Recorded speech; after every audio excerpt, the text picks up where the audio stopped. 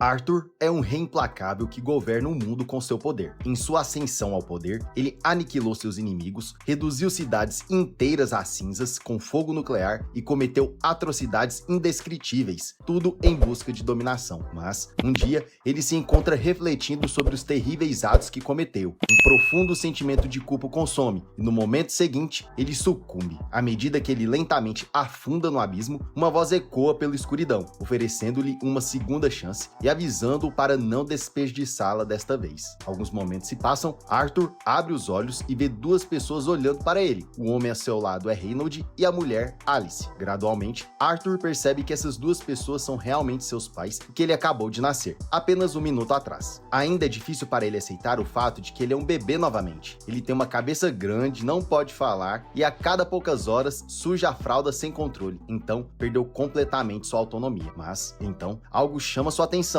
que é ainda mais estranho do que sua situação atual. Ele observa enquanto seu pai canaliza energia para seus punhos e destrói uma enorme rocha em pedaços. Arthur fica maravilhado, pois esse é um poder completamente desconhecido para ele, mesmo depois de todos os anos governando o mundo. No entanto, ele não se mantém atento ao seu redor e uma pedra acaba caindo bem em sua cabeça. Alice corre até ele e começa a usar magia para curar o ferimento. Reynold pode ter apenas mostrado sua força mais cedo, mas quando ele está sério, esses punhos não são brincadeira, porque ele pode derrubar um javali com um único golpe durante a caça. Pelo que testemunhou, Arthur percebe duas coisas importantes. Primeiro, este mundo é tão perigoso que é normal as pessoas carregarem armas para se manterem seguras. E segundo, se ele quiser viver livremente neste lugar, ele precisará aprender a lutar. Com o passar dos meses, o corpo infantil de Arthur ganha força suficiente para ele se mover de forma independente finalmente. Agora que Arthur pode se mover livremente, ele não perde tempo em colocar seu plano em ação. Quando chega ao seu destino, ele abre a porta da biblioteca da casa e pega um livro. Depois de passar por um dos livros, ele descobre que este continente se chama Dikan e é dividido em 3 reinos. O reino Darvi, uma nação subterrânea habitada por anões, o reino Alenor, lar dos elfos que residem nas profundezas da floresta, e o reino Sapen, uma nação governada por um rei. Arthur percebeu que o nível tecnológico deste mundo estava subdesenvolvido, e a razão por trás disso era a existência da magia. As pessoas aqui conseguem usar magia canalizando mana dentro de seus corpos. Existem duas maneiras principais: aumento e conjuração. O aumento requer a circulação de mana pelo corpo, o que concede ao usuário imensa força, defesa aprimorada e agilidade aumentada. Por outro lado, os conjuradores são capazes de enviar seu mana para fora do corpo para manipular e controlar qualquer fenômeno que desejarem. Mas Arthur não encontra nenhum detalhe sobre a magia de cura, que Alice usou mais cedo, levando-o a assumir que ela pode ser uma exceção rara. Com base no que Arthur pôde reunir, a maioria das pessoas começa a manifestar seu mana quando chega à puberdade. Arthur acha isso fácil de entender, porque em sua vida passada, ele ascendeu ao poder devido à energia natural de Ki que fluía dentro dele. Funcionava exatamente da mesma forma que o mana, então ele concentra toda a sua energia testando se consegue provocar uma resposta. E, como esperado, um núcleo de mana começa a se formar. Antes que ele tenha a chance de continuar seu treinamento, sua mãe finalmente consegue encontrá-lo. No entanto, ao pegá-lo no colo, ela percebe que há algo diferente nele. Arthur começa a se preocupar que ela possa ter sentido mana dentro dele, mas na verdade, ela simplesmente percebe que Arthur havia sujado a fralda mais uma vez. Sua mãe decide levar Arthur para dar uma volta pela cidade, e Arthur está particularmente empolgado com isso, que será uma chance de coletar informações valiosas sobre este mundo. Ele consegue avaliar o nível de tecnologia dessa nação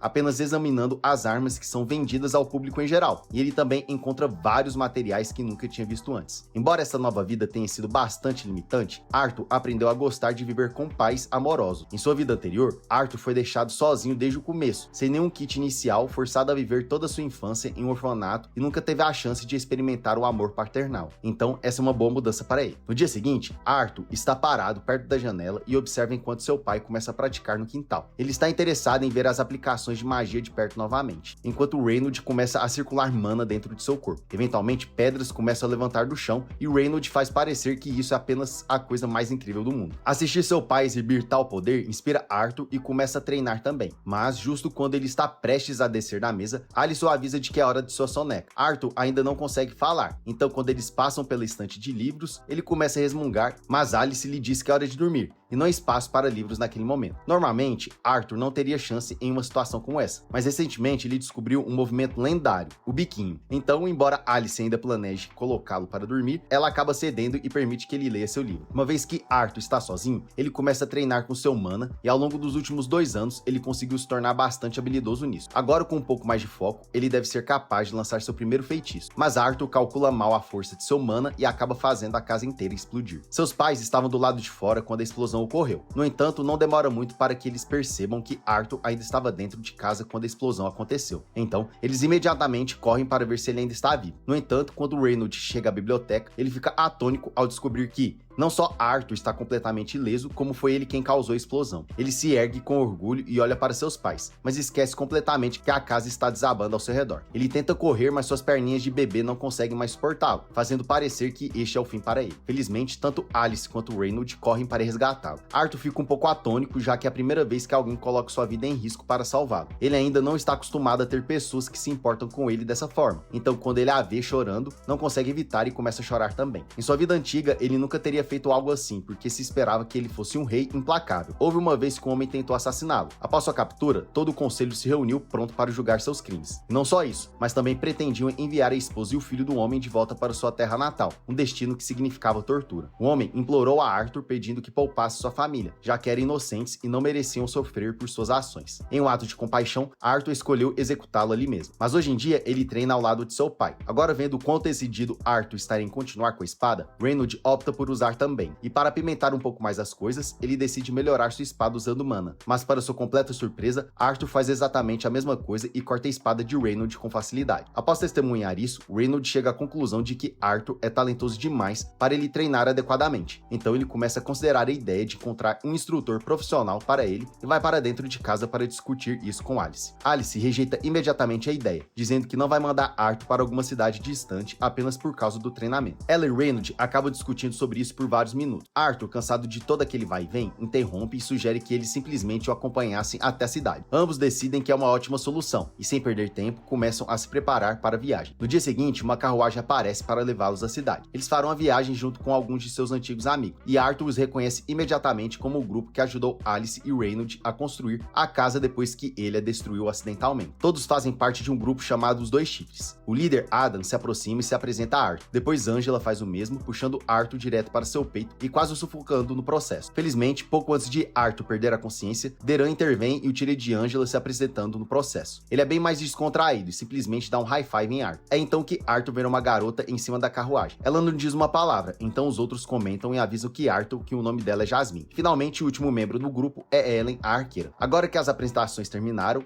é hora do grupo partir. Aqui as pessoas ainda dependem de carruagens puxadas por cavalos para se locomover, enquanto ele recorda de sua vida passada quando comandava uma frota inteira de navios voadores à disposição. Depois de passar a maior parte do dia na estrada, o grupo faz uma pausa para descansar e comer, montando um acampamento temporário, mas no momento em que param, um bando de lobos lança um ataque repentino. As feras avançam de forma imprudente, apenas para serem rapidamente derrotadas pelos aventureiros experientes, que as eliminam em apenas alguns momentos. Nesse momento, Alice nota um pequeno ferimento no braço de Reynold e oferece-se para curá-lo. Mas, antes que ela comece, Jasmine rapidamente diz para ele esperar um pouco. O restante do grupo imediatamente se reúne ao redor de Alice para vigiar. Como curandeiros com suas habilidades são extremamente raros neste mundo, se alguém testemunhasse Alice usando magia de cura, ela facilmente se tornaria um alvo por causa disso. Com Reynold totalmente curado por Alice, o grupo retoma suas atividades anteriores. No entanto, Adam ouviu muito sobre a força de Arthur e quer ver isso de perto. Adam instrui Arthur a se preparar, já canalizando mana para sua lança. Sem hesitar, Arthur segue o exemplo fazendo o mesmo com sua própria arma. No momento que a luta começa, Arthur concentra magia em seus pés. Quando ele está prestes a colidir com Adam,